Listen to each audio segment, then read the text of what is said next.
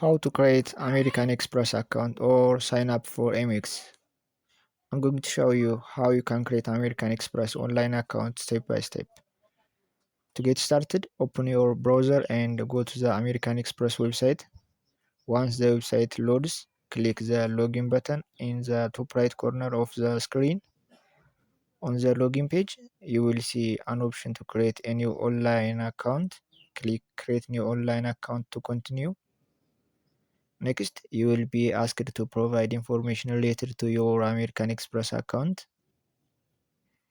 Depending on your account type, you may need to enter details from your American Express card, banking account, membership rewards account, merchant account, or another eligible American Express product. Enter the required information exactly as requested and continue to the next step. After that, verify your identity by the following on the screen instructions. You may be asked to provide personal information and create login credentials for your online account. Create a secure username and password, then review your information before submitting it.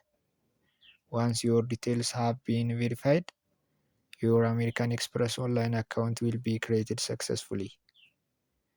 You can then sign in using your new credentials to manage your account, view transactions, make payment, access rewards, and use other American Express online services. And that's how to sign up for an American Express online account.